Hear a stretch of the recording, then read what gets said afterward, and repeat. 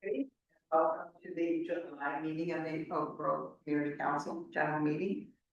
So first, we want to, I think everybody in this room has been to at least one Oak Grove Community Council meeting. Paul, are you new? I think I got a little bit. You did. Yeah, I think everybody. So, okay, so we don't have newcomers to it, so let's just begin with the board. Valerie Chapman, Chair of the Oak Grove Community Council Board, and Mark Elliott, Vice Chair. I'm Daniel Dyer, treasurer, and I live off of Park Avenue by the gas station. thank you for reminding us that we're supposed to be saying things like that. Ben Cheney, board member at large, up on Briggs near Snowberry. Okay, and Joseph and Wayne are not with us. Yep, the seat. Okay. And let's just go around. And Aaron, you want to give us, name and about what neighborhood you live in or close by? Yeah, well, like she said, I'm Aaron. I live on Rocky right next to Blackboard. I'm Brian, I live on Evergreen, across from College Trails. Last time. I'm Anita, I live on Fair Oaks Avenue. And I'm Grover, and I live on Boardman, one door over from the trolley train. And I'm Linda Newman, I live on River down the way between Rothie and Neff, and if you ever noticed a fence with picture windows in it. Yeah, that's a Okay. we didn't want to be too unfriendly, but we had to. I'm Bob Bohan, and I live on Lori down by Bristol. Paul Savis, I live on Palmer. Elma Hagen Miller, I live south of Concord, at the corner of Southview and Westview. Paul Boundy, I live on a street called River Bluff Court. It's a little cul-de-sac off of River Road, just near the road. Vanessa Ainsleyville, I live off of Hill Road. And let's, there are people from, Joseph is here, so he will introduce the other board member.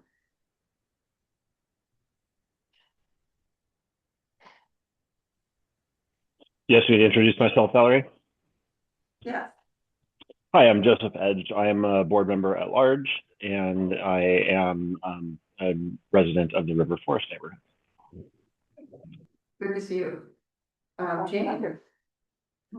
Jane Civiletti. I live at the intersection of Oak Grove Boulevard and Fair Oaks Ave. And Cindy.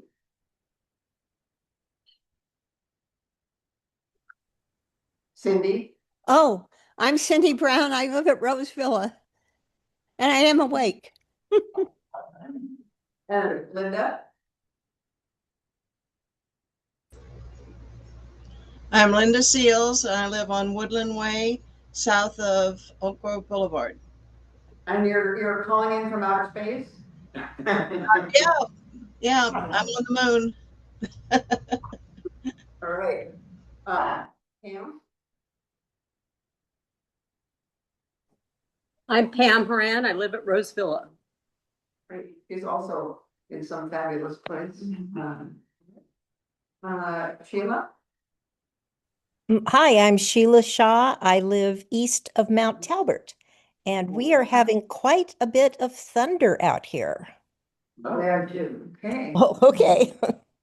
Well, and I want to welcome Sheila, because Sheila, I think this is your first time at an Oak Grove Community Council meeting, and I hope it's okay to out you as the chair of the District Advisory Committee, and we're pleased to have you here tonight. Well, thank you very much. And Sue. Sue Conahan, corner of Parkview Circle and River Road. Right. Well, welcome, and Susan. Susan Keel, Oak Shoreland, and a member of the Oak Lodge Watershed Support. See, now it's you're appreciated. Thank you. Right, glad to have you here. Okay, let's do some officer reports.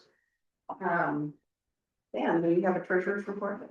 Sure do. Last meeting, we received cash donations of $61. Thank you all. And at the Oak Grove Festival, we received cash donations of $9, to be deposited shortly. And with aforementioned $9, we will be standing at a balance of $16.95 And if you want to help us grow that balance, that is what this is for. Feel free to donate if you or so. Thank you. No expenses, that's fine. No No expenses yet. expenses. All right, the minutes went out, to all of the members with the agendas. Were there any corrections or additions, to the minutes? They were perfect, Valerie. Perfect. Okay, without any corrections or additions, they will stand approved as they were sent out. Right. So let's, well, one other really quick report from the, Oak Fest. I just want to report that we have let people do a shout out for their favorite businesses and things. So it's kind of fun to know how that worked out. There was a smaller crowd this year and, people got a little wet. But we did have people. I just want to say the favorite coffee place was Awakenings Coffee again. We had 3 restaurants that came up. We recognize anyone who gets multiple voice, and that was JNR Mexican, McQueen's, and the Girls. And then favorite store was Trader Joe. And then when we got to the favorite places to go in the world, we had 2 parks, River Villa and Risley, that were mentioned. And for the first time, the #1 favorite place to go was the Oak Lodge Library.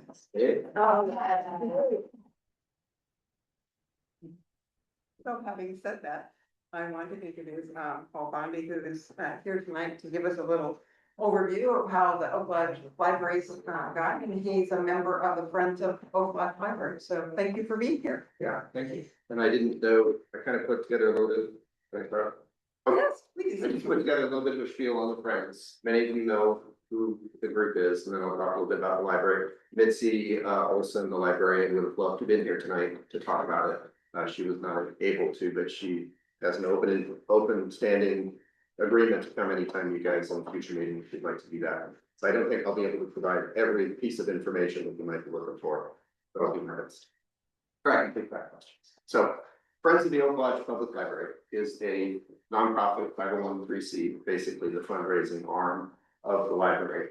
We've been around in our current form since 2018. Before that, it was the other people may know the name better than I do. It was, I'm not going to say what it was. I can't remember. I'll screw it up. And so we've been around for a long time advocating for the library is one of our primary jobs. Fundraising for the library is our other primary job. Our board is currently made up of 5 people. Deborah Bukowski, who many of you know is the current president. I'm the treasurer. Jillian Francis Benton is our membership chair. And we're the 3 that have been with the board for a while. We have 2 new people out of the board this year. Sue Munn, who is our new bookstore manager. She's taken over from Joan Hamilton, who many of you might know. She's managed the bookstore for years, quite successfully, and finally well-earned retirement. And Dan McHugh is also a committee member, who's our new secretary. So I will put a shameless plug. The board needs people. If anybody's interested, I know you guys are all volunteering, you do lots of stuff, lots of community engagement. If anybody would like a project, come and join the board, because we've got lots of things we'd like to do and not enough people to do it. We do also have some really great volunteers. They who work in the library, they work in the bookstore, they work in special events we do. We do our fundraising through a couple of different mechanisms. One is primarily our bookstore sales, which are donated books that get donated to the library. Some of them are sold in the library, some of them are sold through outside services like thrift books or Powell's or groups like that. So try to turn those books into money where we can. We also do special events. Or our other fundraising, is donations and memberships. Primarily donations now. We've kind of got away from the membership model because the board doesn't have kind of the bandwidth to manage memberships, but we do take donations. We do outreach, many of them are mailings. So you see that a couple times a year. We'll send a newsletter out. The other big donation element we've been doing since we've opened the new library is the donor funds. We've done great, that's been a great move for us because we were able to raise so far about $22,000 strictly off the donor funds. So that has been a great one. What do we do with this money? We were saving our pennies and really working towards the new library, which is obviously the crown jewel of what we've been trying to do for the last 15, 20 years in that group. So we wanted to make sure we had a fund if things needed to be done within the building. The county did a great job of funding just about everything they need right now. So we are keeping this money for future needs. We're keeping it, we're continuing to support programs. We support the Seed Library, which is part of the library itself. We support the garden, I guess it's at the old school currently. We support reading programs. We support cultural, what's called cultural enrichment passes we purchase for our patrons. We also use some of the money to give the employees the well-deserved kind of gift certificate or something at the end of the year to kind of acquire thanks for their service. We also pay for any special projects that may be needed. Hasn't been a lot of those lately, but we're ready and willing to pay more when it comes to that. Bookstore, just kind of for reference, we raise about $300 to $400 a month in sales, with pretty good steady income. Donations are more towards the end of the year, as people are dealing with their tax. Everybody tends to do their plan for that at the end of the year. So that's kind of our cycle of fundraising and how we live with that. The library, of course, is the crowning achievement. It's a beautiful building. I assume everybody's been there. If you haven't, I'm sure everybody's been there. And it's beautiful. It is so much better place for the staff to work, which they are really enjoying. The traffic coming into it, I think this is probably what everybody's interested in, is, our door count coming in the door is double what it was at the previous location, which is hardly surprising.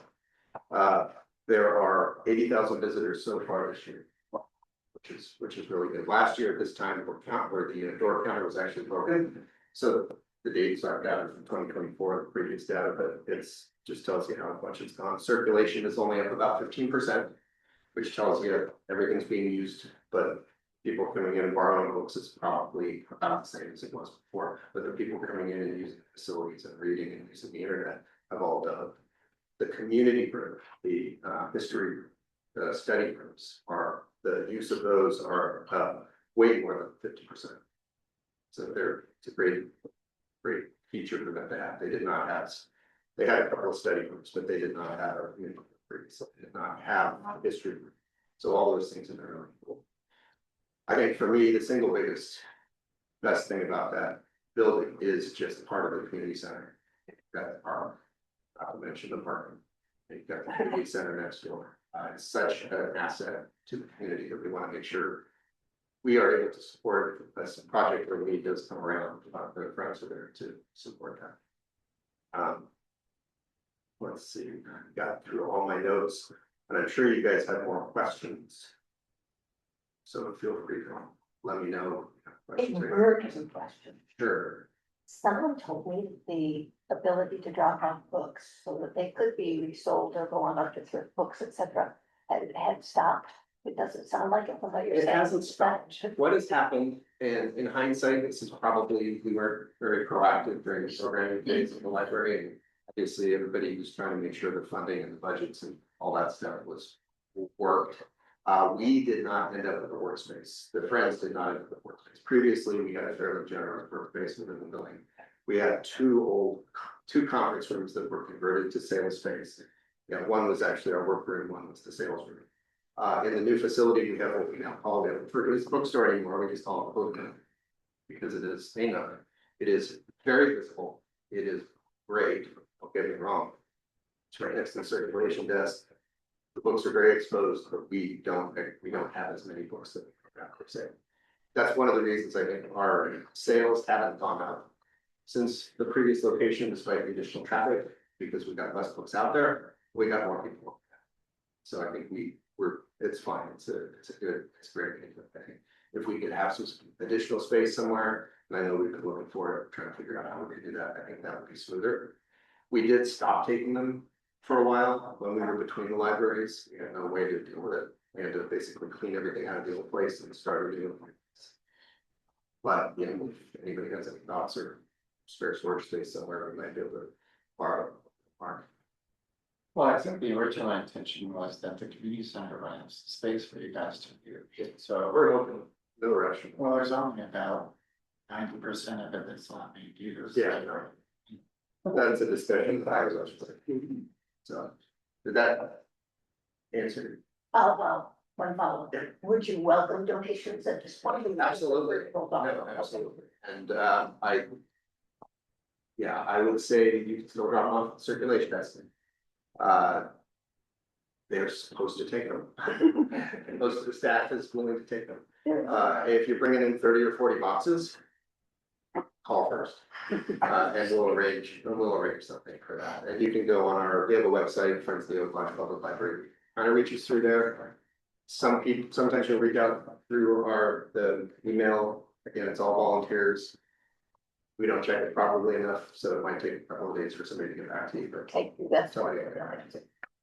If you had a wish list out there of things that you could use or would be helpful, what would that be? Whether it's for volunteers or for books? I think at the moment, what we Something to need make life easier. what we need is more board. Or what? Board. Because I do think there will be a turnover. I think once we got the library opened, there was a level of exhaustion. As you remember, the board used to do everybody remember the garden tour many years ago. That kind of stopped because we burned everybody out doing the garden tour with board members. And so we kind of pulled back a little bit, and now we were doing 5 or 6 events a year for the last couple of years. COVID kind of put the kibosh on a lot of that. And we haven't really re-engaged. And part of that's energy of the board. So I would say good, energetic board members who want to make a difference. Anita's been coming to some of the meetings and she's had some great ideas. And as I mentioned, Sue and Dan just joined the board and have a lot of energy, but they're still getting up to speed.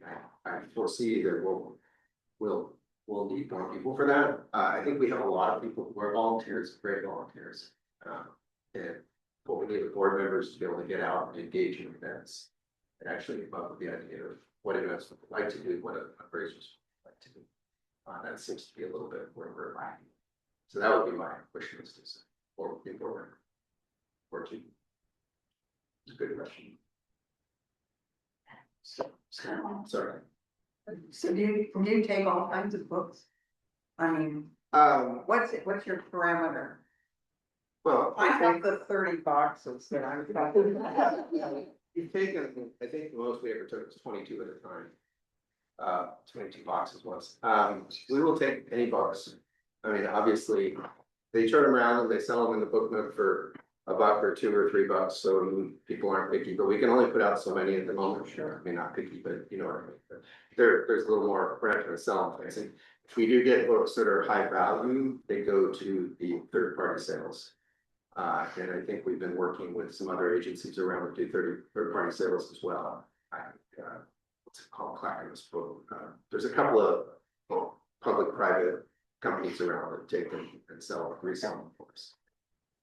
Susan, Yeah, I had a question about, like you said that you were looking for space or something. What kind to do what and what size space? Well, it was kind of a poke for the community center, but we're looking for a room that we can have these books that come in, the donation of the books.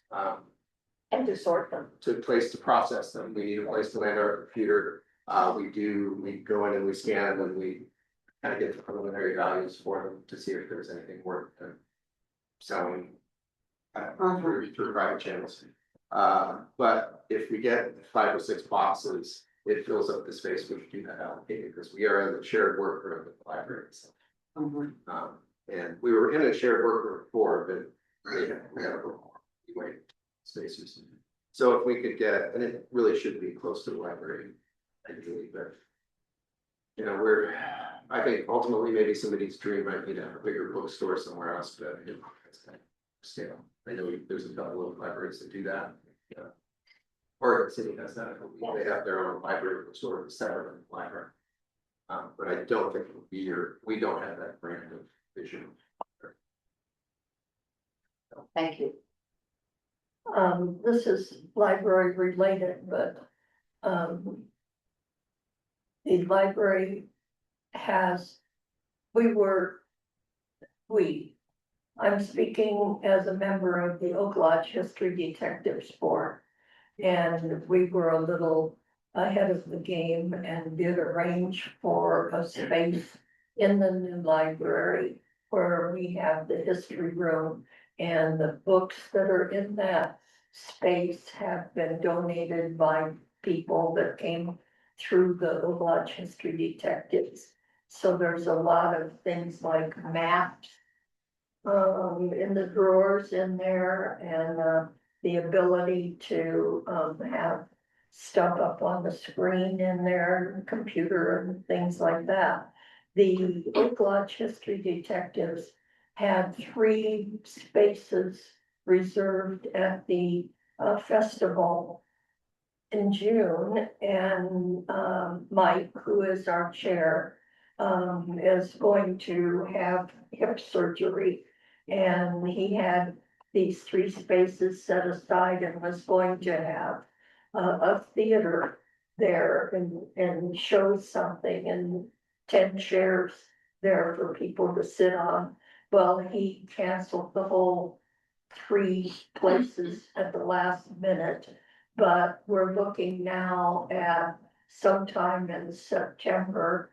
We haven't set a date, but we're looking at sometime in September, and probably have the same setup, only have it at the Concord School. And originally, we were just gonna have it there in the community room at the library, and I said, no, you can't have it there, it's too small. To have something like that, because we had 100 people come to Roseville just to hear punky talk. And so you've got to think bigger than that, and Mike has the presentation all set up, so it's just a matter of finding a time to actually show it and where we're gonna show it at. So it's library related, but yet not. How long is the presentation, Palmer? I'm not sure, Mike. I was busy with the Friends of the Trolley Trail move, so I told him right at the get-go I couldn't be involved in it. So I don't know the details of what the presentation was or how he was presenting it. He's scheduled his hip surgery, so it won't be, I know, until at least September before we carry forth with something, but it's something to look forward to. Okay. So Paul, can you give us a kind of a snapshot of a day at the library? There, I apologize, I mean, I am strictly a board member, I go there, it looks like they have a great time. That would be a great question for Vincent. Okay. Because, yeah, the Friends group doesn't integrate very much with the library itself. Support things. Some of the volunteers work, some are reading programs, some of the bookstore volunteers are obviously there all day. I don't volunteer for that. I am the treasurer, so I just spend my time doing that. I keep running into people who haven't been to the library yet. Yeah. Oh, really? And I keep telling them that they need to go to, they just need to go there because the feeling when you walk in the door with those really highs and light, it's the cathedral effect. I mean, you just feel this lift, and so try to encourage people to get there. It really is an amazing place and a great resource for our community. So they take books you can donate books at the desk. Circulation desk, yeah. Okay. And I will, just one thing that generated, you're reminding them when you're talking about the Oak Grove festivals, we also typically have a double booth there. In years past, we've sold plants through the seed library's fundraiser, we've sold books Kind of glad we didn't do that this year, but we didn't do it this year. We had a single booth. Librarians come and engage with the children and talk about story time, give away children's books. And we had representatives of the Friends there to do any sort of advocacy fundraising and discussion. But that was a great example of not having enough board members available that day to go out and say, hey, we need to support this books. We need to get our books out there. That's a pretty good undertaking. And when you've got 3 people around to do it, it's, you know, Mark's out there all day working away. And imagine if you're just dealing with one booth, that's kind of a lot of energy and a lot of work. So that's another, you know, one of those things. And one other thing I forgot to advocate is we do still have a bunch of donor plaque spaces available. Anybody would like to, I've got some flyers or on our website, you can reach out and let me know. We'll get it going. Well, thank you for coming. All right, and thank you. giving us all an idea about what you're Okay. doing. You gotta do Two more.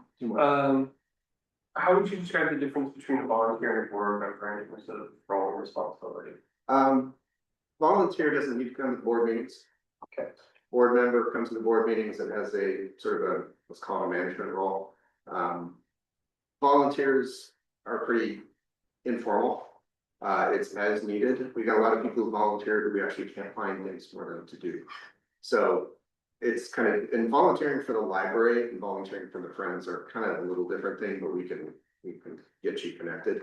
We get a lot of people reaching out to volunteer for the library. It's like, well, we're not the library, so we'll connect them with what they need to do. But if you're on the board, you know, we have one meeting and we now actually just meet once every other month. But when events come up, we typically do the trunk or treat event that's at the Oak Grove Church. Set that into. And we do a book donation event that's called Donuts for Donations. We partner with Voodoo to provide donuts and people bring books to us. There's 2 or 3 other events that we do if we have board members available to attend them. So that's really the board member will be expected to do that. Be great if somebody's got some financial knowledge and wants to be the treasurer. I've been doing it for a while. I'm ready to stop. But there's also, there's just secretary role, there's president role, vice president role. It's different than being president first year. No rush. Good question. Good question. Yeah, when the library was funded, if the budget was set aside for public art and then the whole thing went to sleep while the construction was happening, it's come back to life. And on Monday, a number of us, plus the architect and the director, needs to spend 8 hours interviewing for artists or for teams of artists. And I just want to say probably by the end of the year, there will be an outdoor sculpture and there will be a major big piece indoors at Oak Lodge and also at Gladstone Nugget, more or less the same thing. And if you don't like it, it's because it was probably, I got outvoted for something. Right, thank you, thank you for coming in. Appreciate you listening. So, we are now going to move into a community conversation. We're going to talk about some of the issues that are pending with the North Clackamas Park and Recreation District. And people hear things here and here and there, and see if we can have a conversation with her. And Mark, who is the past chairperson of the District Advisory Committee, has agreed to present. So take it away. One moment, please. Yeah, sure. Stand. Or is it okay to sit? Yeah, I'm gonna. Needs to have wheels, so I can get around. So we thought there might be a value for the members here to hear some information about what's happening with the Parks District and the City of Milwaukee. And to try to give some factual information about what's going on, and then give us a chance to kind of talk about it a little bit. So some of this is gonna be a little dry. I hope it's not too dry. Just slap me or something if I'm getting too much in the weeds. But I thought I wanted to share some information with you just that I put together that I think helps us to set the stage for a good conversation. So we all kind of have the same facts and Paul is gonna be here to kind of help. If I say something that's not true, he's gonna throw something at me. And John Southgate is here as well. So, thank you, John, for being here. So, we'll just get started. So, go on to the next slide if you would, Ben. So I wanted to go first over what we're kind of talk about. First is, what is an intergovernmental agreement? And we'll go through that a little bit. The discussion is about the intergovernmental agreements that are occurring between the Parks District and the city of Milwaukee. What intergovernmental agreements are being proposed? What are they? And what are the terms of the agreements and what do we need to know about them? And what are some of the outstanding issues surrounding these IGAs and their approvals? And where do the city of Milwaukee and NCPRD stand regarding the city's withdrawal from the district? So, we'll be here about 2 hours.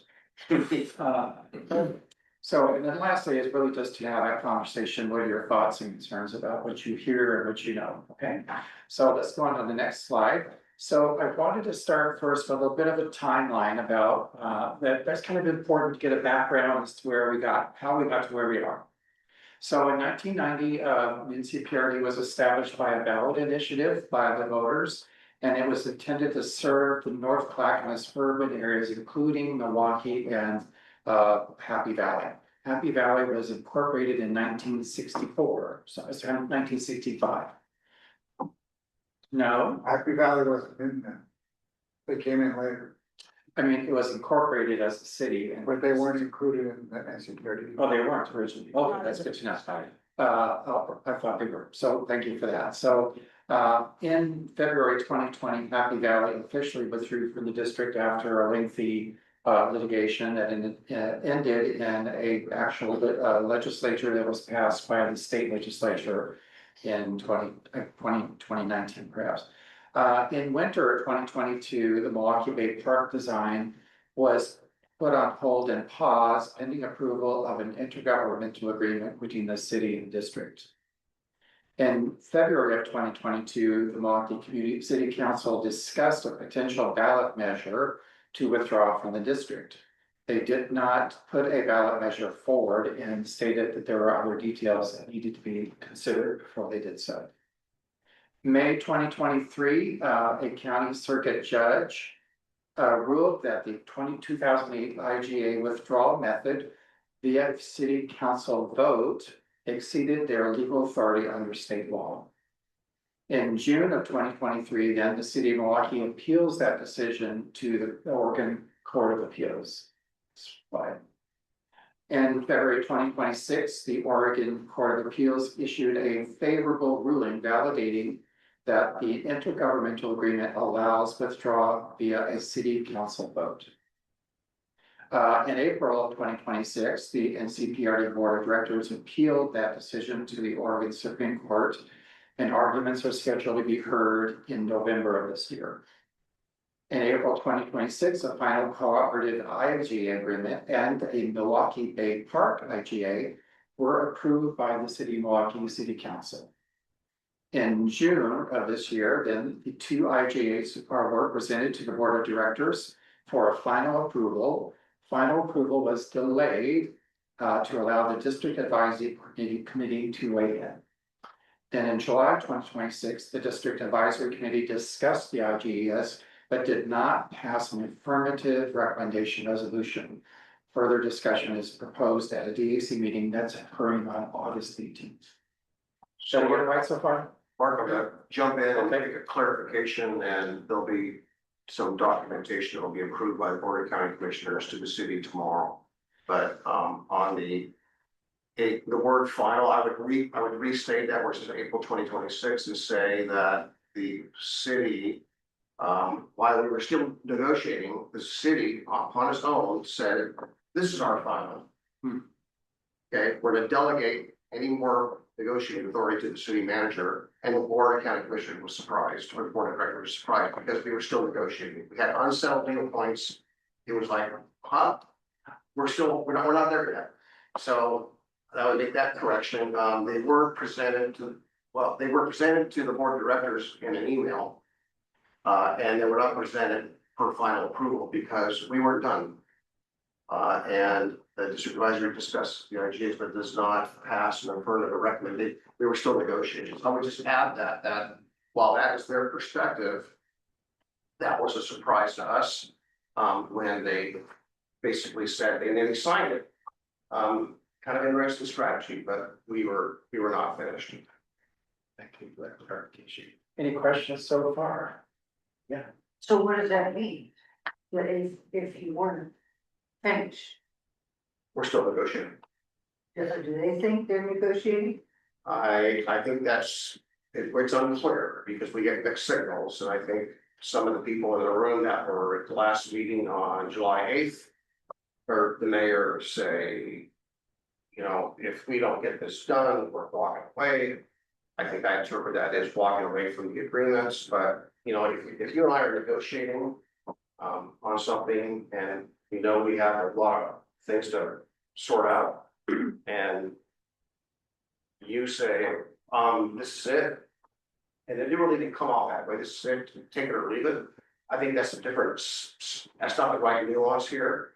But if you got it in your inbox that we're, you know, that we signed an agreement and you know it's not done, I mean, well, how would you react? You're still, you have unsettled deal points and you're not there yet, and they're financial. They have a lot of financial. I would say, Paul, that the way that it was represented to me as a DEC member, this was a final agreement that we were gonna look at and say yes or no. There was no suggestion, it was a work in progress. And similarly, along that line, we had some of the staff from NCBRD recommended that it be signed, which was totally inappropriate.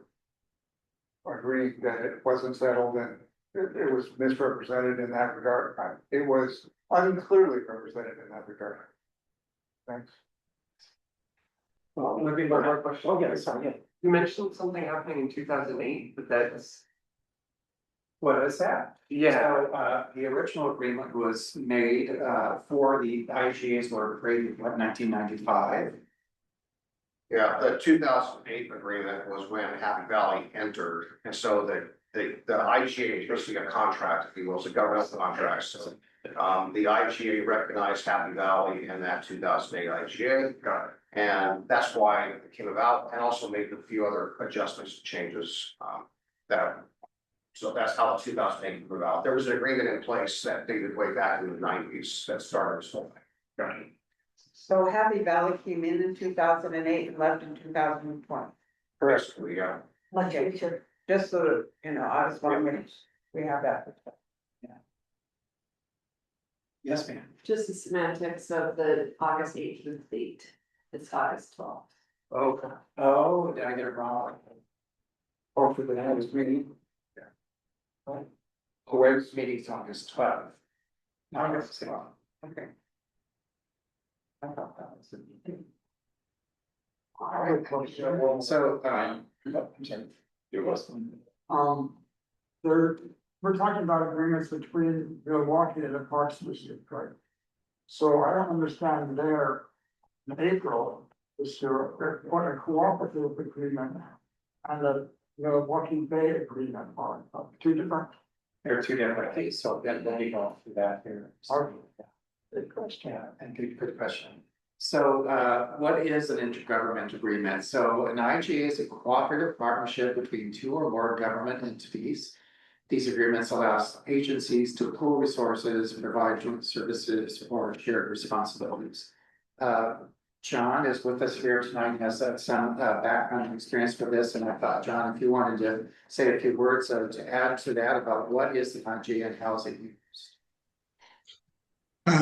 Yeah, actually, you're doing a fine job, and of course, you have a county commissioner there who could probably illuminate you better than I could. But basically, an IGA, like you said, it's a partnership, it's an agreement between two entities. It's binding. So sometimes you've maybe heard of a memorandum of understanding or a letter of intent. Those are not binding. Those are, you know, we in good faith, we and this other government agree to work on XYZ, but we also acknowledge we may not succeed.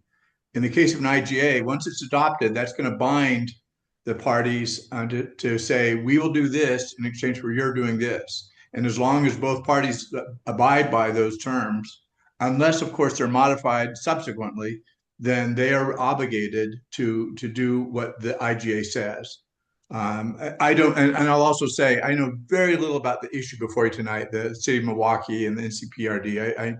My knowledge is superficial, but that's the definition of an IGA. And I think it's great that you're taking, Valerie shared with me your questions earlier. I think you're asking the right questions about, what will the impacts of this be? And I would just say it's great that you have Commissioner Savas there to hear your voice in this. Thank you, John. So the question, next one is what IGAs are currently being negotiated between the city of Milwaukee and NCPRD? And now this is kind of high level. There's a lot more detail than I'm giving you on this page here, but I'm just kind of going high level to a degree. So the 2026 cooperative agreement, this is the one that started in 1995, was amended in 2008, and again in about 2012 or 14. It's been amended a few times.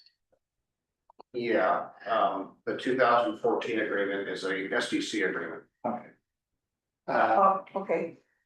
So who wants to explain SDCs? Because I bet we have this language that we use, and that was one of the things we want to make sure everybody is aware. Well, I'm happy to do that unless there's someone else who wants to try to take a stab at it. No, go for it, go for it. So an SDC stands for a System Development Charge, and it is designed for new properties, new residents to pay their fair share to buy into infrastructure like water, like sewer, parks, and so on.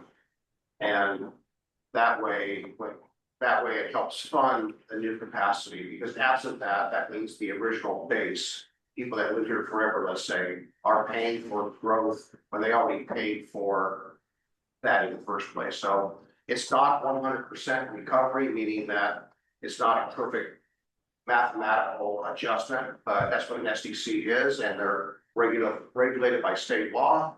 It's very complex, but simply put, that amount of money for every home called an EDU, equivalent dwelling unit, equivalent dwelling unit, is about anywhere in the region, anywhere between a few $1,000s to $10,000 or $12,000 for water, for parks, and so on. So you build a new home in Oak Lodge, I would say roughly there's probably about $40,000 in SDCs you pay to construct a new home that's your buy-in into the infrastructure. So that's what an SDC does. It's that fee or a contribution to the infrastructure.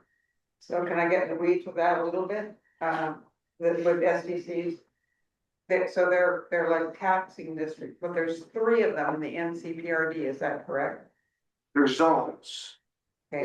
Yeah, there's zones, and the zones don't match the sub areas. So the zones are, in the 2008 agreement with Happy Valley, so there was a Happy Valley area, so the zones collected there were treated differently. But the zones are different. There was a zone for Milwaukee, those were treated differently, and there was a zone for everyone else, which were treated differently. So there are 3 buckets of where those SDCs were derived, and they all have rules about what they can be spent on or what they can jointly do, invest on. But the city of Milwaukee is its own SD. Is that correct? That's on what? Is its own taxing district? It's not a taxing district. Right. Yeah, for example, it's not the board of directors could essentially eliminate all the zones tomorrow, through a process if they wanted to. So in a way, they're kind of, I won't say arbitrary, but there's a methodology around why we're not surrounding this particular geographic area and say that is zone 1. And there's a method to that matter. There's a method to that reasoning, but essentially they're not a taxing district. The district owns every dollar that comes in, regardless of which zone it is. So an SDC collected in the city of Milwaukee, they go to the planning department of Milwaukee, and Milwaukee sends that money to the districts. The district is the controller, steward of those dollars. Problem is that the SDC is just a one-time payment for each project. Correct, one time for every new EDU or, yeah. And as I recall, I may mention, SDCs can only be spent on increasing the capacity of the city, of the district, and not be used for maintenance and operations. Yeah. That's right. And that was where my question is Milwaukee their own zone? No. The zones were designed to benefit, this is my personal opinion, to benefit Milwaukee and Happy Valley. In fact, I buried in my paper somewhere are papers that actually said that it was so that no development money, SCCs generated, et cetera, in Happy Valley would go to on the areas that are not experiencing growth, which is mostly us. So they specifically formed those zones to have Happy Valley and Milwaukee have their space, and then there was a change. The part that's between Milwaukee and Happy Valley, which is unincorporated, originally was part of the zone with us and down to where I am, and et cetera. And they did a swap on that to move it up, and so now it's the zone for Milwaukee includes them and their defined urban growth. Their UGMA? And the good news is NCBRE is keeping the two funds separate, even though they're both in zone one. One is the one for Milwaukee and the other one is for the unincorporated, both in zone one.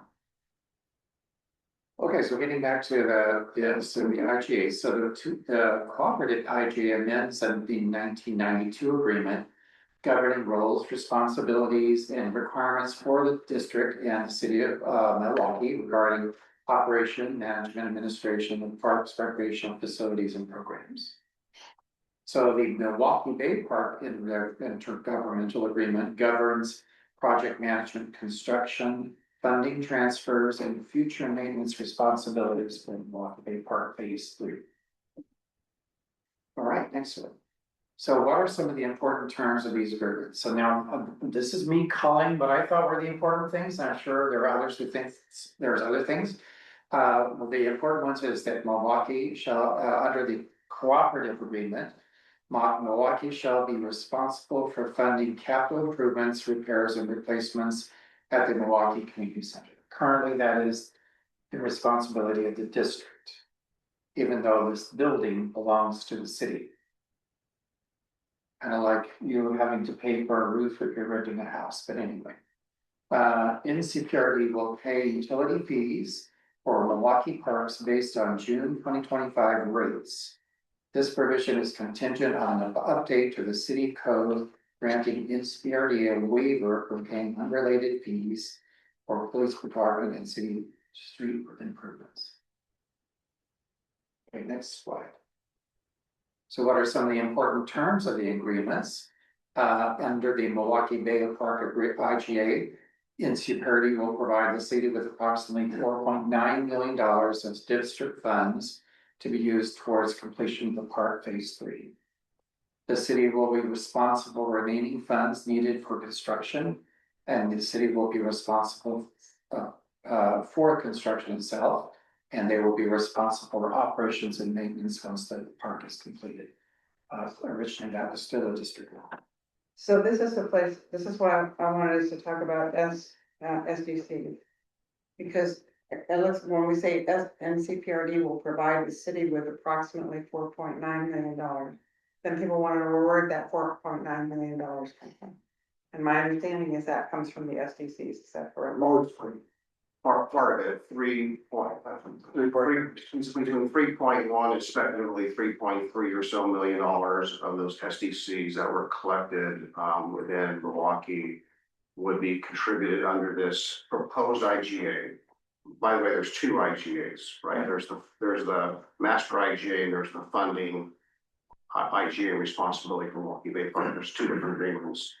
And so the other part of that, there was some trolley trail money to re-access through the park that is committed, can only be spent on that particular project. That's the metro money. So that's being transferred as part of that, as well as proposed some of the metro local share money of about $900,000 or so, which I won't go there, I'll just, if the conversation goes there, I'll respond, but I won't expand on that.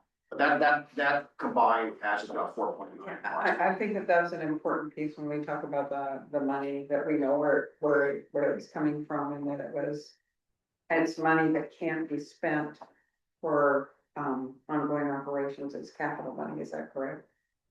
Yeah, the SDCs, can be spent either only on Milwaukee capacity and or on a regional project. So it's got in the methodology, it says that. So it can be applied to the park. As long as it's got a capacity element to it, they add new capacity. It can't be for fixing something or maintenance. The other, I forgot the exact amount for the trolley trail money, which is a separate amount, and then the 900. So it's 3 different streams. What's flexible? The local share money actually, and we're looking at, we're gonna nail this down, but that metro local share money is actually, appears to be that it was for the unincorporated area, right? So it's diluting the unincorporated area local monies. Milwaukee got 1.1 of metro share. When you divide that by the population, you come up with about $55 per person. It appears it is per capita based, and when you divide the 4.5 million of local share by 80,000, you get approximately that same $55 number approximately. So we should have that hammered down by Monday, because we're communicating with Metro to nail down what their methodology was back in the day when they gave us that money in 2003, I think. So next slide. So what are the issues that are hindering approval of these 2 IGAs? So first is the delay in resolving the utility fee issue. The agreement states a final resolution would be negotiated after the IGA is approved. So even though there is an understanding about keeping the rates the same, that's not the same as a contract. The amount of Metro local share grant funding being dedicated to the project, dedicated funds of approximately a little under south of 1 million, are disproportionate to the city's share of district population. This is a new thing for me, is like, how was that money actually apportioned by Metro? What was their methodology for that? That's system. Next one is the systems plan, Milwaukee Bay Park prioritization from a medium-term project to be done within 5 to 10 years was changed to a short-term project, meaning of 0 to 5 years. Next was an unresolved agreement between the 2 parties regarding interpretation of the Oregon 5 statutes, 222 versus 198. We'll get into that next, okay. And then a commitment by the city of Milwaukee to support a future district tax levy. Yeah. One question on that, when we talk about the systems plan, that's the NCPRE system plan, we talk about, right? So earlier in the slide, you said, the agreement said the Milwaukee is responsible for doing all the construction and maintenance and everything else. So who cares where they are on the systems plan? What was that matter? Why is that being debated? Good question, I don't know why. Yeah, so the one clarification on there, so Mark pointed out what the proposed IGA does in that previous slide, right? What it does, it's not what the current one does. What the current IGA says, and this part's not changed, and that is that section 1B2 of the current agreement says that Milwaukee is responsible to fund their capital improvements, period. Okay, so the fact that we're giving this money is an exception to that rule. Okay, Mark's point about the Milwaukee Center, it points out it clarifies an ambiguous issue as to what the responsibilities are for making capital repairs at the Milwaukee Center, if that helps. Now, when you mentioned maintenance, that's what we're talking about as far as the maintenance of the Milwaukee Center, not anything else. I meant Milwaukee Park, actually. So I thought that was not. Yeah, so on the other agreement, for the park agreement, they would take responsibility for the maintenance of the park from here forward in the proposed agreement. There's two different ideas. I call it one, well, the attorney would call it the cooperative agreement. I call it the master, because that's what it's formally referred to. And then the Milwaukee Bay agreement, for the park is a separate one, just for that park. So, question, sorry.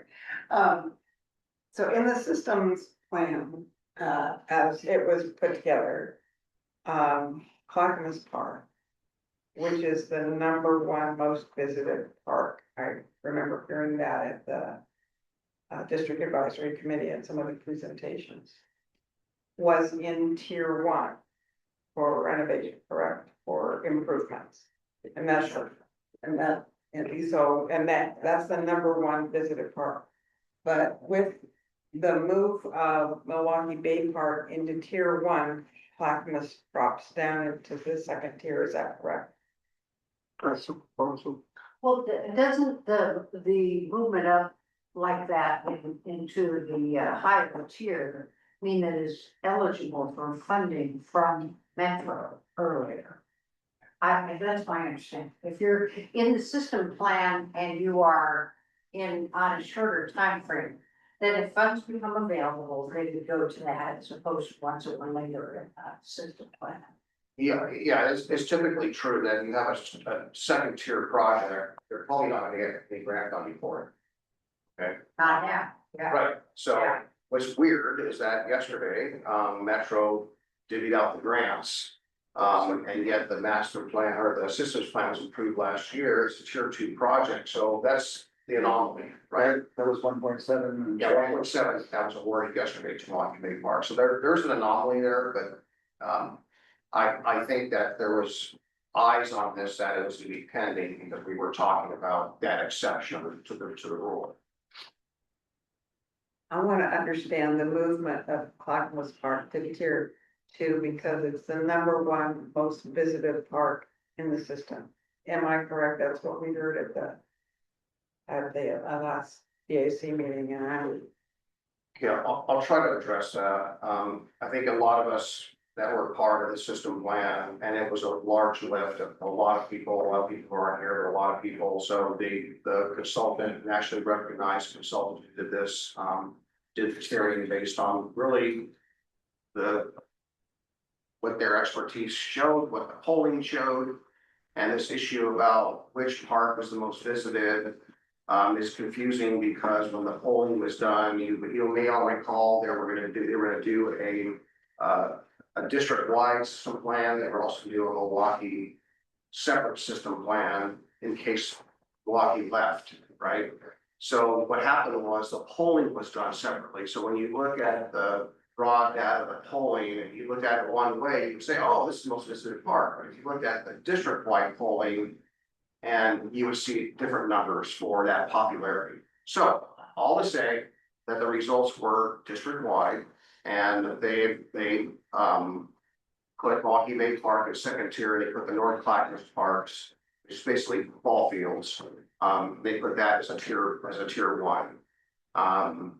And the city requested that we switch it right away. Matter of fact, before it was even approved, it came to the DAC, and Milwaukee was not twisting our arms, but essentially advocating that we change and flip that. The DAC stood firm, and they voted to support keeping the tiering as presented, as the consultant advised. So what's going on in these negotiations, the ongoing, never the word final ever was in our office, never in our boardroom, never ever the word final. But in these ongoing negotiations, we were wrestling, frankly, with that. That's why it's still unsettled. So if you look at the slide, you can go look at the slides that were presented on June 24th. You'll see on the slide that says unsettled legal points, that's unsettled. It's proposed. Does that help, Valerie? it doesn't. Then I go back to this other question: is if the money is there for Milwaukee Bay, so what's the big deal? Why couldn't they both be there? Okay, I need you to define the term that the money is there for Milwaukee Bay, because all the paperwork that they've ever done up through the half planning has been done. was based on, it was gonna be $9.6 million for the upgrade, and that was back in 2019. Okay, so just look at what things cost differently, look at our library costs that went up and so on and so forth. I'm guessing it's somewhere short of 10 million, and they are responsible. This is a key point to this conversation. Milwaukee, assuming they get that process, and I'm not against it, it's all the side stuff that I have all the concerns about. But if they get that, they're gonna have to then do the other 50% of the planning. And then they will have a new cost, and then they can go out for money. The bad news about that is they're gonna be out for money at the same time we are going out for money, at the same time the sheriff's going out for money, all of those, the library, aren't you guys doing more money? Well, I mean, limited, I mean, no, there's rate increase, but we're not going, no, I meant tax. no. Okay, so you're up. Yeah. But the point of it is, there are a multitude of things going on for money, and that, the key thing that NCDRD needs as a district, and by the way, the system plan is for a whole district, and they came up with a plan that would bring the whole district in something reasonably closer to parity, because right now, Milwaukee has 3 times the acreage for parks per person than all the rest of us. 22,000 people have 3 times the acreage per person. It's actually per 1,000 people, but anyway, and all the rest, the other 82,000. So the challenge is, it's getting the opportunity for NCDRD to go after funds, because a levy would require everyone to agree to pay. And Milwaukee is gonna be wanting to get money at the same time. So that's why so many of these agreements talk about, they don't have an agreement about the levy. That they're really holding us hostage. I see that Sheila has her hand up. Sheila? Hi, Valerie, I just wanted to make a comment about the Milwaukee Bay Park and the North Clackamas Park. That it's my understanding, well, we know that the system plan is working towards equity parity throughout the district. And so the thinking was that Milwaukee Bay Park and the North Clackamas Park, to have those both short term, since they both are Milwaukee facilities, that would not be honoring the spirit of the system plan. You were asking about, why couldn't we do those both in the short term if Milwaukee Bay Park is not with us? My thinking is, my understanding was that by switching those two, it didn't change the steps that we want to take towards getting parity throughout the district. Okay, well, that makes sense, to me, put it that way. I just happen to know, having raised a bunch of kids and a bunch of grandkids, that North Clackamas Park, those ball fields attractive, we don't have another place like that. So everybody goes there, and so it seems to me that it's kind of sad to drop it down, because there are so many families and kids that access that. I mean, and I remember before it got upgraded the last time, and it was pretty interesting. So, I mean, anyway. I haven't memorized its location, but it's more centrally located, of course, than Milwaukee Bay Park. So it's more accessible to everybody. Well, it's like Richmond. I mean, it's a regional facility, where, when you look at the youth sports, you've got it from our region. And you've got people from outside the area who are coming there as well.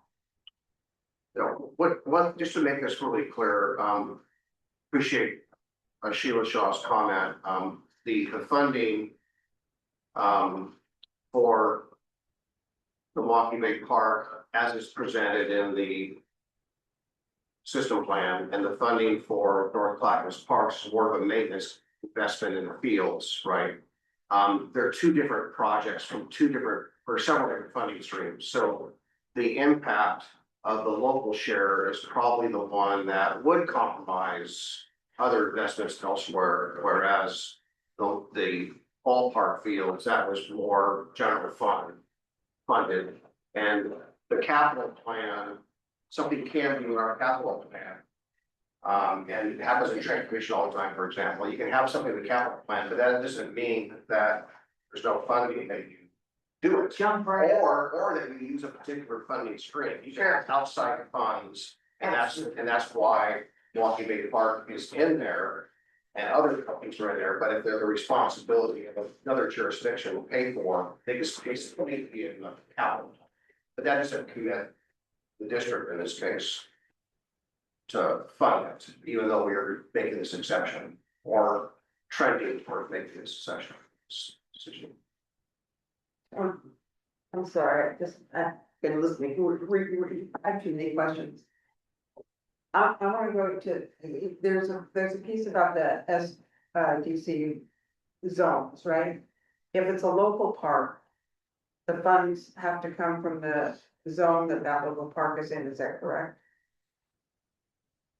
Ideally, if you have an SDC eligible project, then they would come from the SDC fund, right? The local SDC fund.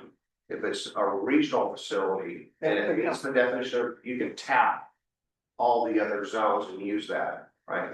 But I think what's lost here is that I think during the planning, with the definition of as regional and what the land use laws say for what's regional, I think is something that it's not still clear to me.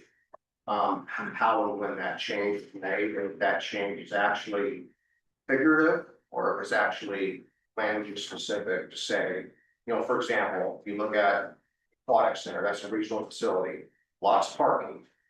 You look at the Concord facility, it's a regional facility, lots of parking. You look at the ball fields, lots of parking. So that's typically the parking requirement or something regional, because you're sending people from the region to get there. Transit, of course, is a modality, yes, but for the most part, you've got to have a certain amount of parking. I don't think that was ever factored into this project. But most of the unincorporated area is in one zone, is that correct? No, we're all on one side of the freeway, and then there's the other side of the freeway. yeah, one side of the freeway, yeah, exactly. But Milwaukee is on zone.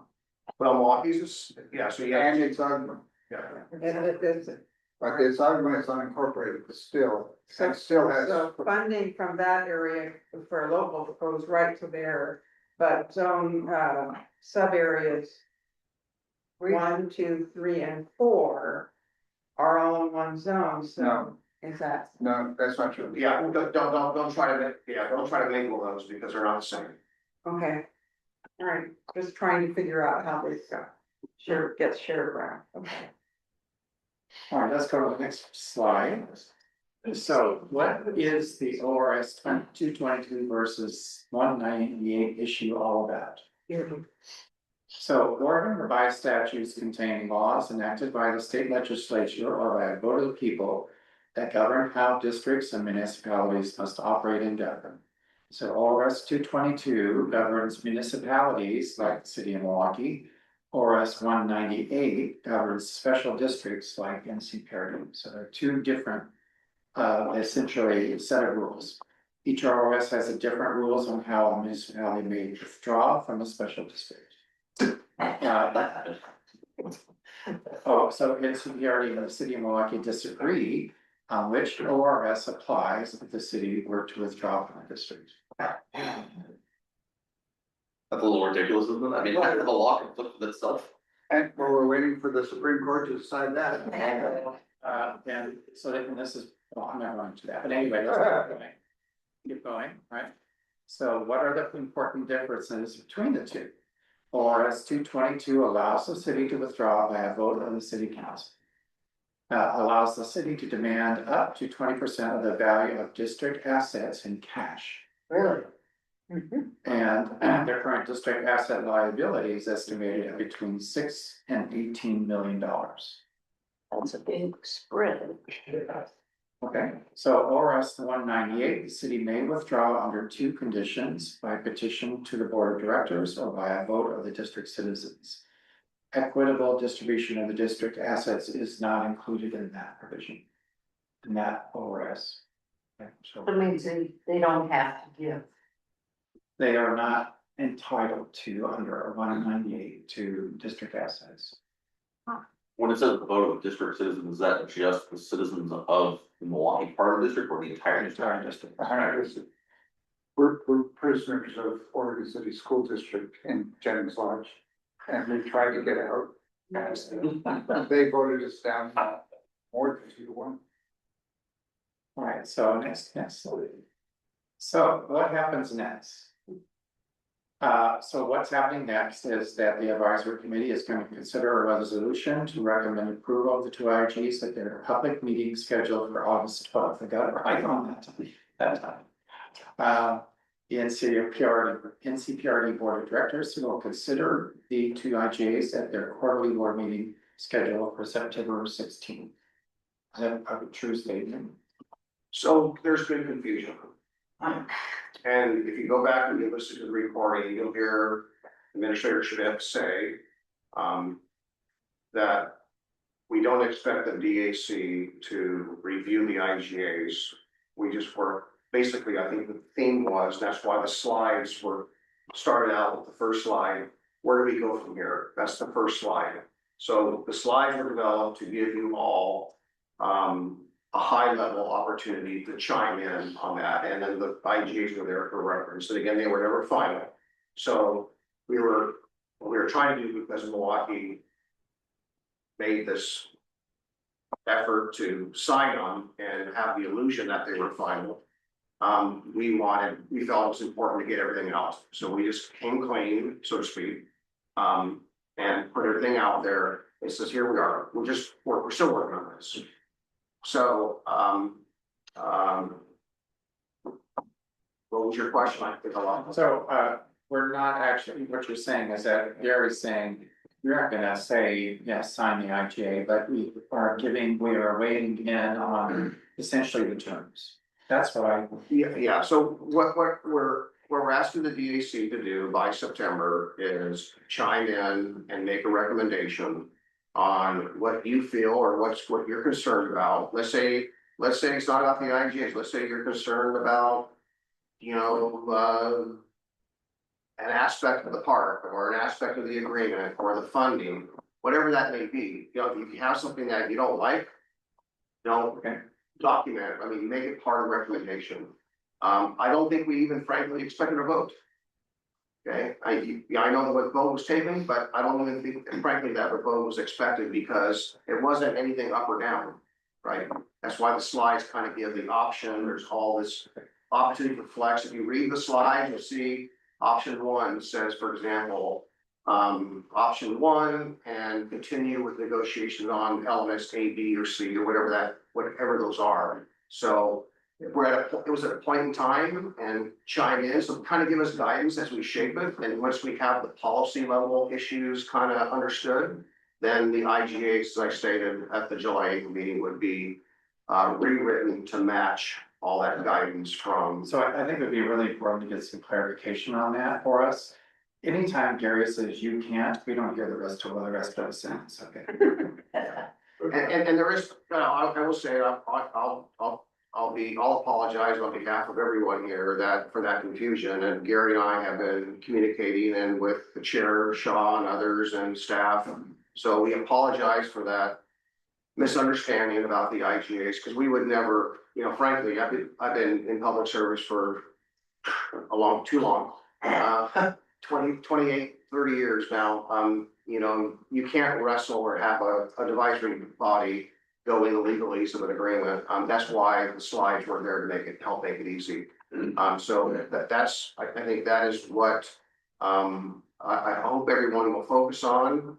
I will tell you that I've been asked by members of the community, and so next Tuesday, July 28th at 6 p.m. in the gymnasium at the Concord Center, I will be presenting the slides and explanation, and I'll be clarifying, and Gary Schmidt will be there as well to help clarify some of these things and to make it clear that, what to the community, what's on the table. It's not designed for the DAC. DAC members, we hope they come, that they're there.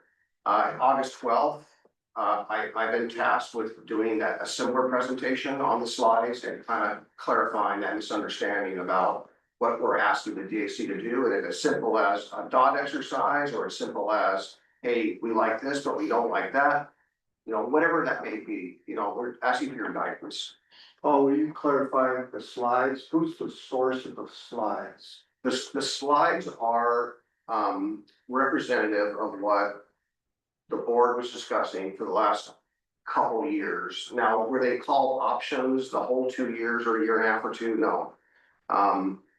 Staff worked in those slides based on our working board, right? We have all these topics, you know, and so we're in an executive session, we're looking at what our goals we're trying to accomplish. And so staff took that, and every time we had a meeting, they took a picture of it, and it's a work in progress. So the slides represent all those different elements that were discussed. I think there was some confusion that they were my slides, because I didn't present them, but I also, you know, from a board standpoint and from all that work that we done, I'm kind of like and also been on the negotiating team, have a better grip of this than most anyone. I didn't want to put staff in the position of, or we didn't want to put staff in the position of trying to advocate for one or another. We weren't, our goal was, we're not gonna advocate for anything. We're just gonna put it out there and let you all decide. But the slides represent the board's work. I might favor one or two of the slides. I think some other of my colleagues favor a couple slides here or one there. So everyone had a voice. If someone had an idea, it's represented in the slide. So I don't own them. I didn't present them. Thank you. Okay, let me just finish the last few things. So next thing is the Oregon Supreme Court hears the arguments in November about the arguments regarding those two ORSs. And decision expected in 2027, that's at least how it is. And this is a point I heard, but I wanted to clarify. Both parties had agreed to abide by the decision. I'm sorry, I didn't catch that. Both parties have agreed to abide by the Supreme Court decision. Is that a true statement? I have not heard that. Well, why would they appeal beyond that? If they have to, Federal Supreme Court. All the way back. I don't think they're gonna. Well, and there might be some other review too. Let's face it, to withdraw or to do, you know, something. Okay, so that's not. Some smart lawyer could do that. So part of that, you know, I mean, intergovernmental agreements exist in lots of different situations. I mean, two different governments have to have an agreement for working together. But some of us have lived out here and we experienced Happy Valley withdrawing from the NCPRD. And so there's a certain kind of, well, I'll just say unease, I'll just put it that way. When we hear Milwaukee talk about pulling out. And they have a different kind of leverage, I would say that, than any other sub-district in the NCPRD. And that to me seems to be the crux, so it's kind of the elephant in the room. Is that? Oh, yeah. I think that's fair. Not only is it, and I think that one thing I want to say right up front, is that this agreement, this cooperative agreement, whether it's dated to 2008 or 1992 or that's an anomaly. Okay, we don't. If you look at districts, the fire district has just have an agreement with cities that are within its territory. The school district does not have agreements like this within its territory. The water district does not have agreements with jurisdictions within its Except for territory. something like a boundary. Right. Okay. But this is an anomaly. There's no parks district or district in the state that's got an agreement like this. So this is an anomaly. It was conceived in 1990, unfortunately. The city of Milwaukee, well, I'm gonna back up. So I was in the water district for a long time. Were there some mergers that were done under ORS 199 GA? Yes, there were. So the water, or Clackamas County Water Commission is one of them. All the districts put in capital or put in assets or put in water rights. There's a buy-in. You make it agreement, you all buy in. Put everything on the table. You say, okay, we're to form or merge, we're done, right? What happened here in 1990 was Milwaukee decided to keep their parks in their ownership.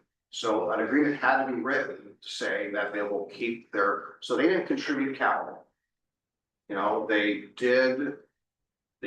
were operating the senior center like a lot of cities did, the community center. That got put on the role of the finances of the district at the time. The county put in all the parks that were within the boundaries. So the county gave the property to the Parks District and about $10 million. I think it was about 10 million. And that was divvied out by sub area. So, and with projects listed or hope that would be done.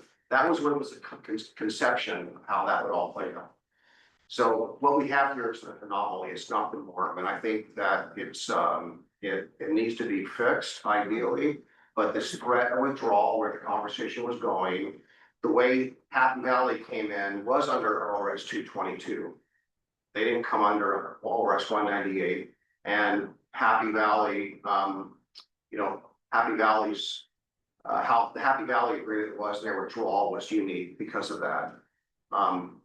Under the formation of the district, the citizens of Milwaukee voted to join the district, right?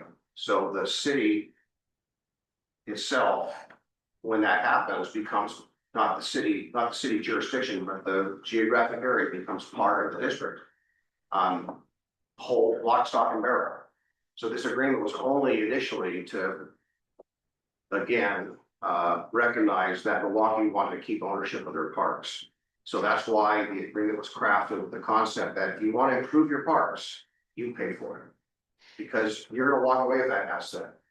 And the bad news with the Happy Valley withdrawal is we lost $18 million in cash and SDCs, and every park that was built for the most part, for most of the parks, they got that, those were funded by the district. So they got the parks, plus they got the cash, and they got the SDCs. And they didn't pay anything to come in the district. And they didn't pay anything to come in. And the last thing I want to say about that is, see, we're talking about these IGAs, right? And City of Milwaukee has a special IGA privileges. You know, the other 82,000 that all of us are part of, we don't have anything that even remotely resembles the authority of an intergovernmental group because we're not a government. And that's. You mean sub areas who can't decide if we want to withdraw from the MC. Well, you could try if you like. But there's some operating funding stuff in that agreement as well, where. Maintenance. No, not the maintenance, the funding of the food program. Yes, yeah. So that's in Milwaukee Center. So Gladstone runs a senior center, Oregon City, most cities have a senior center. So right now, the Parks District is not only the only one running a senior center in the state of Oregon, Milwaukee Center is the only one that's running the Meals on Wheels program in the state of Oregon. All Meals on Wheels are done not in a park or not by a park. So there's two anomalies there. And the distribution of the about $800,000 of federal nutrition money is conveyed over to the Milwaukee Center by capita, right? And we give money to all the senior centers based on this federal formula. So that's done equivalently. But what's unique about this as well is that we have paid NCPRD staff that prepare the food, and we operate the kitchen and we pay the utility. So this is another anomaly. Now, people that are recipients of that benefit from that, senior citizens, they live in the state of Milwaukee as well as they live in Incorporated. So I don't know exactly what that mix is, but I'm not disputing any of that, obviously.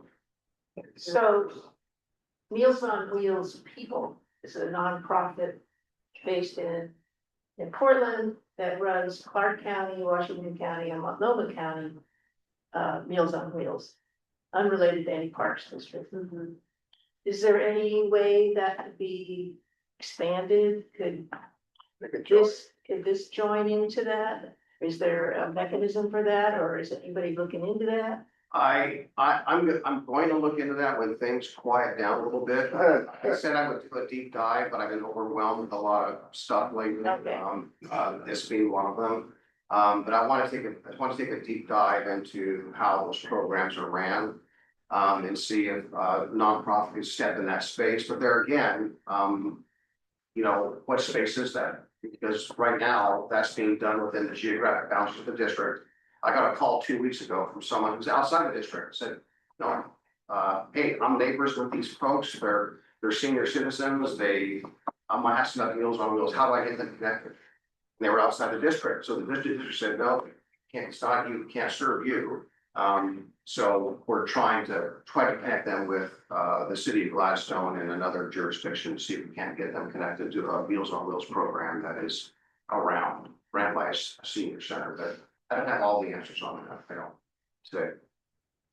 We have just a few minutes and not everybody's had a chance to, if there's anything that people want to weigh in and talk about. I have something that I want to ask. Years ago, ask me how many, we ran into the same kind of issue as far as I can remember it, with the sewer and water district. And, our area became an authority. Is there any way that we can look into a Parks District Authority? It's different than the two things that we have up on the table there, but has anybody even mentioned that? I'm not an attorney, but I have looked at all the ORS 198s and 222s, and they're just not, and ORS 266s and the ORS 450s and 451s. There's no mechanism for an authority on parks that I'm aware of, but I will pose that to our legal counsel who has more knowledge about that than I do. Okay, well, they didn't realize it either until I brought it up through one of the lawyers that they had. And the lawyer looked into it and said, yeah, that's a good thing. Yeah, for water and sewer, you can do that, or water, I believe, but yeah, there's no doubt about that, yeah. No one's questioning that, but I don't think it applies to parks. Parks has its own separate carve out. And so but could it? that's all we'll get to, I'll look into that.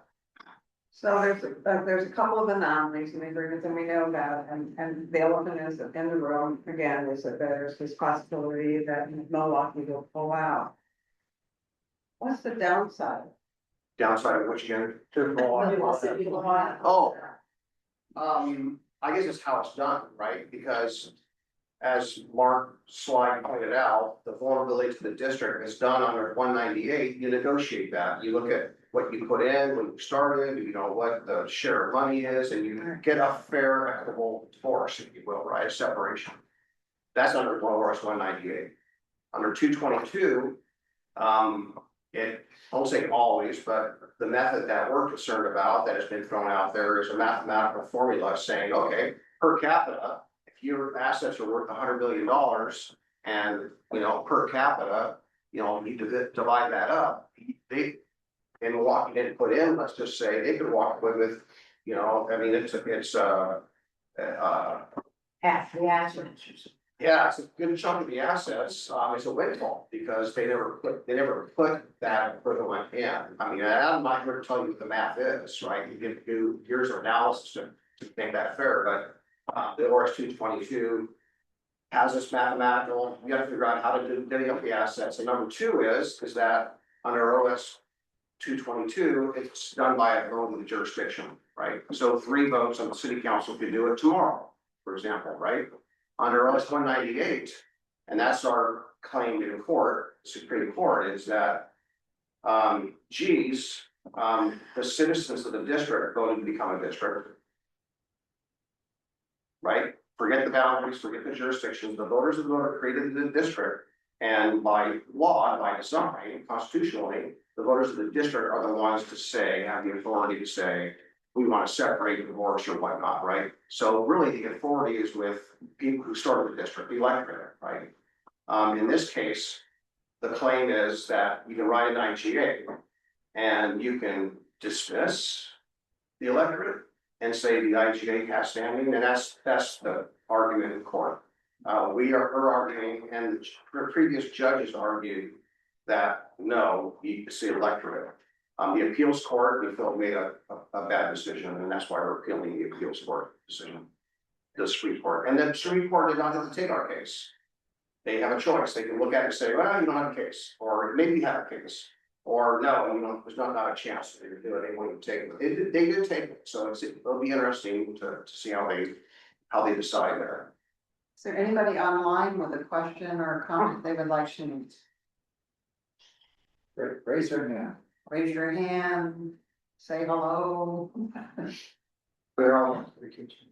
So, Bob, you know. Not to throw this off the tracks, but has anybody seen what Milwaukee's planning to do with this Milwaukee Bay project? I've been hearing about it forever. I've yet to see what the plans are or where they're gonna spend 10 million bucks. It's probably available still online. They did they're up to 50% planning with multiple big group meetings and input and changes and. Raising lots of expectations.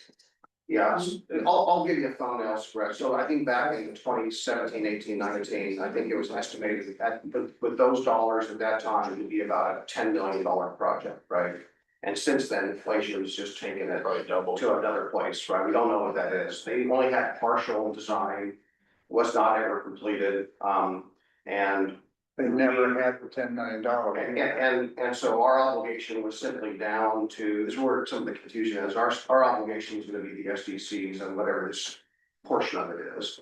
We don't know whether or not the city can still want to do one large phase, which might cost, maybe they're lucky it's only 10, but what if it's 15 or 16 or more?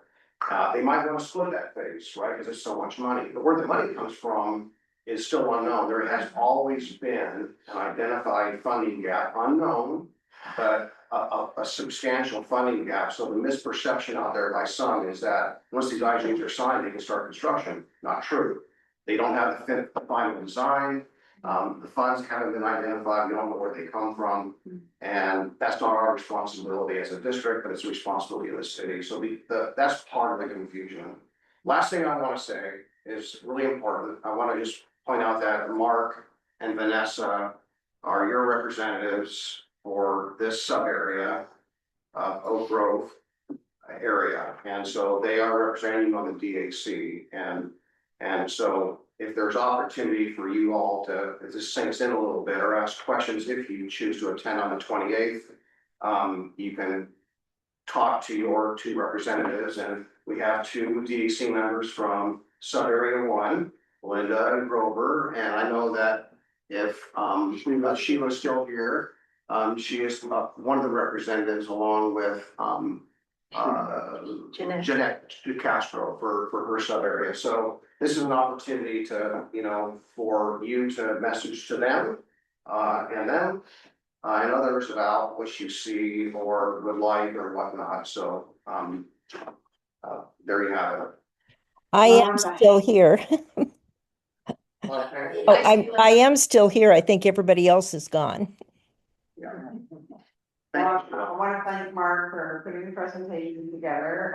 And John Southgate has gone. I'm particularly happy that Paul, that you had time to kind of join this, because that was really, really helpful in our trying to parse what's going on. And I asked a lot of questions. Some of them I knew the answers to, but I just wanted us to, to pull it apart enough to really think about. So thank you to everyone. Instead of waiting for public comment at the end, may I sort of close this with an invitation? Sure. I'm going to jump in fast before you say no. Oh, it's been twice now. But he and our county administrator and others took at least one letter that I know of that came from my CPO asking for this meeting next Tuesday to talk about these questions. As long as the DAC has been talking about this, I've only been on it for a year. I still learned several things tonight that I didn't know before sitting down here. So if you care, if you are concerned, if you would like to see parity, at least we have a chance to understand what's going on and what the decisions mean to us long-term for every one of those grandkids or children. So please come 6 o'clock next Tuesday, noon at Concord in the gymnasium. And thank you, Paul. Yeah, I guess I kind of fit. I do have one more thing to say. If you watch the June 24th meeting tape, which is on the website, you can find it, or the jog, whatever you like, but you will hear that for us, I think the board's, one of our top concerns is the financial health of the district. That's paramount. And that's why we're asking everyone to chime in. Is this partially about Milwaukee Bay Park? Yes, but you'll hear me say over and over and over, this is a financial decision. This is gonna be very pivotal for the future of the district. This is a once in a lifetime opportunity, frankly, because an opportunity like this has come around. We have an opportunity to adjust this IGA. So I just want everyone to think with the lens of finances, and we're trying to get, the board has been asked several times, do you support the district going out on its own and forming a 266? Well, you need to have the flexibility and the good financial condition to do that. And for myself, I will just tell you, I can speak for myself, the most number one, what keeps me up at night, and I literally lose sleep over this, is the financial health of the district. And there's a slide in there, if you'll see that, and I didn't bring it with me, but there's a slide that shows that fiscal cliff. And we've only got a few more years to pass the levy, or we're in deep trouble. We're in deep trouble now. We cut $1.7 million in the last year and a half. That was very painful for staff. It was very painful for our constituents, and the Kia Sully, our district director, is now faced with cutting another $650,000 out of the budget. So this is a financial issue, and and again, Milwaukee Bay Park's got some financial challenges to finish their park. So I think there's a way to do both. So I'm coming from a neutral position here in the sense that, it's not one or the other. It's how do we do them that's beneficial for everyone? Because if the park system fails, Milwaukee's going to lose the maintenance of the facilities. We're not going to be able to operate the park. So keep the parks up to snuff in Milwaukee or anywhere else. So this is a mutual interest for the district to be financially whole. So that's, I think, the most important thing for me and others on the board, that we put the district on good financial footing. Thank you. Thank you. Okay. We'll just remind people that there is no general meeting next month in August. Instead, we have a picnic, and it is going to be on August 15th. There's flyers on the table. Be sure to take that. It's between 11 and 2, and Mark's been working on that. And we did authorize some money to pay for the fees, whatever, how that goes. About $500 fees. Yeah. So we don't have to pick up the trash. That's nice. But don't tell everybody that. We would like people to pick up their trash. We want people to pick up their trash, but I don't want to take it in my car to somewhere I leave it. Right. So it will be at Concord Park, and so between 11 and 2. They're telling people to bring food, but there will be a food cart too. We hope so. There will be at least a basic, shaved ice thing. We hope there will be a food cart there. And I think we're hoping to have some presence there as the community council, just to let people know who we are and doing. And it's pretty low key, it's just show up and have a good time. Enjoy the park. Yeah. Are there other announcements that need to be made tonight? Oh my God, are we gonna end on time? Yeah. We have a board meeting, and what's happening is September. The next board meeting will actually be in September. It says on my agenda, it says it's on the 27th. That's really an interesting, that's the general meeting. So the board meeting will be on September 14th. So we can avoid meeting on their day. Aaron, did you? It's just on the agenda, there's the word issues and reports about it. And I was like, seemed like we skipped it right past, but if there's nothing in there. Joseph was gone. Just pass down, there are no who are about. There was no rules there. Okay. That's why we got it. I'm sorry, guys. Get to that. We talked about the Arts District or the Oak Grove Festival, so we killed that one. Got it all. Well, I want to thank people for being here and thank our guests for joining us because that made the conversation much richer than it would have been without you. And the meeting is officially over. Well, thank you.